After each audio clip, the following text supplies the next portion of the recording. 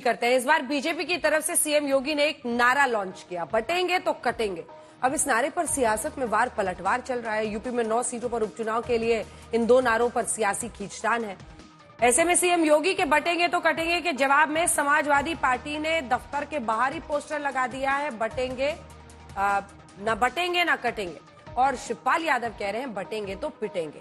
ऐसे में सवाल ये कि आखिर 9 सीटों पर उपचुनाव दोनों खेमों के लिए इज्जत की लड़ाई क्यों बन गई, ये स्पेशल रिपोर्ट देखिए।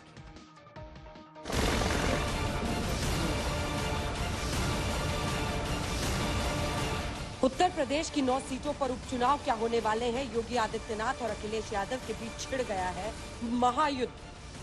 बीजेपी और समाजवादी पार्टी के दफ्तर के पोस्टर पूरी कहानी बता रहे हैं। बीजेपी का पोस्टर कहता है बटेंगे तो कटेंगे, एक रहेंगे नेक रहेंगे। समाजवादी पार्टी दफ्तर के बाहर पोस्टर लग गया है, न बटेंगे न कटेंगे। शिवपाल यादव ने कहा है कि जो बांटेंगे वो पिटेंगे, और बीजेपी कह रही है कि चुनावी नतीजे बताएंगे कौन पिटेगा। राष्ट्र से बढ़कर के कुछ नहीं हो सकता, कुछ नहीं हो सकता। और राष्ट्र तब सशक्त होगा जब हम एक रहेंगे, नेक रहेंगे, तभी नेक रहेंगे। बटेंगे तो कटेंगे, सुरक्षित रहेंगे और समृद्धि की पराकाष्ठा को पहुंचेंगे। न तो देखो दीजिए, थोड़ी दूर न तो बचेगा न कटेगा, और जो ऐसी बातें करेगा बाद में पिटेंगे। बीजेपी सिर्फ इस नारे के भरोसे चुनाव नहीं छोड़ रही, बल्कि इन उपचुनावों को अपनी साख की लड़ाई बना पूरी ताकत झोंक रही है। रणनीति सुनिए। बीजेपी 9 क्लस्टर में 2 से 3 मंत्रियों के साथ 1 या 2 बीजेपी पदाधिकारियों की टीम लगाएगी। सरकार के प्रभारी मंत्रियों को भी अलग अलग जिम्मेदारी दी गई है। एक बूथ के जातीय गणित की जिम्मेदारी मंडल अध्यक्ष और जिला अध्यक्ष को दी गई है। यूपी बीजेपी के अलग अलग मोर्चों के पदाधिकारियों को जातीय समीकरण के आधार पर चुनावी विधानसभा क्षेत्र में तैनात किया गया है। मतदान के लिए प्रेरित करने वाले जातियों के क्षेत्रीय नेताओं को भी लगाया गया है। क्षेत्रीय अध्यक्ष भी अपने अपने क्षेत्र में पड़ने वाली विधानसभा सीट पर तैनात होंगे। इसके अलावा सीएम योगी की हर विधानसभा क्षेत्र में एक रैली होगी। मुस्लिम बहुल इलाकों में बीजेपी के मुस्लिम नेताओं को लगाया जाएगा। चुनाव प्रचार से लेकर बूथ प्रबंधन तक निचले स्तर के कार्यकर्ताओं को भी शामिल करना लक्ष्य है। इसके अलावा बीजेपी पार्टी मुख्यालय पर मॉनिटरिंग सेल भी बनाई गई है। पार्टी के सभी सांसद विधायक को भी दिवाली बाद उपचुनाव वाले विधानसभा क्षेत्रों में ही रहने के लिए कहा गया है। इसके अलावा सूत्रों के अनुसार बीजेपी के पक्ष में यूपी उपचुनाव में जनमत तैयार करने के लिए संघ की तरफ से बड़े पैमाने पर संपर्क कार्यक्रम शुरू किए गए हैं। संघ ने उपचुनाव वाली विधानसभा सीटों के लिए टोलियां तैयार की है। टोलियों ने लोगों तक संदेश पहुंचाना शुरू भी कर दिया है। प्रत्येक टोली 5 से 10 लोगों के छोटे ग्रुप के साथ बैठकें कर रही है।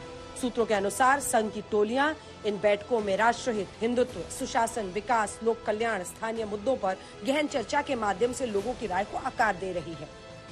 वहीं मोहित पांडे की हिरासत में मौत पर अखिलेश यादव योगी सरकार को जमकर घेर रहे हैं।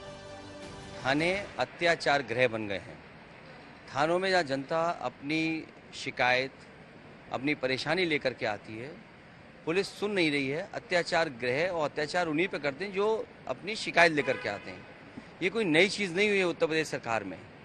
ये समाजवादी पार्टी ने पहले दिन से कहा है कि कस्टोडियल डेथ में सबसे ऊपर उत्तर प्रदेश जा रहा है।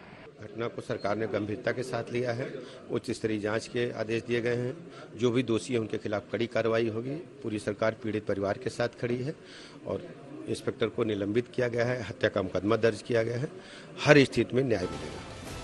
अखिलेश लगातार बहराइच से लेकर लखनऊ में हिरासत में मौत के मामले को उछाल रहे हैं और चुनावी रणनीति में ही कांग्रेस पार्टी को इस बार मना लिया कि बात जीत की है, हमें ही सभी 9 सीटों पर लड़ने दो। आज तक जो आइए सीधे लिए चलते हैं आपको। कुमार अभिषेक हमारे सहयोगी इसी खबर पर हमारे साथ जुड़ रहे हैं। अभिषेक, 2027 से कम ताकत झोंकता हुआ दोनों पक्ष नहीं दिखाई दे रहा है। देखिए, सवाल यह है कि अगर बीजेपी की भी तरफ से संघ मैदान में है, संघ की टोलियां लोगों से मुलाकात कर रही है, तो समझ में आता है किस तरह की ताकत झोंकी जा रही है। उधर अखिलेश बाबू ने समझा लिया कांग्रेस पार्टी को कि बात जीत की है, हमें ही 9 के 9 पर लड़ने दो। आर पार की लड़ाई है। नहीं, ठीक है अंजना, अखिलेश बाबू ने समझा लिया या कांग्रेस की मजबूरी है, ये तो समीक्षा का विषय है। अखिलेश बाबू शायद समझा नहीं पाए। मुझे लगता है कि कांग्रेस ने भी चुनाव लड़ने से मना कर दिया, बहुत मजबूरियां रही हैं। लेकिन एक बात बिल्कुल साफ दिख रही है कि संघ और बीजेपी का जो एक थोड़ा अलगाव था पिछले चुनाव में, वो जेल पूरी तरीके से दिखाई दे रहा है।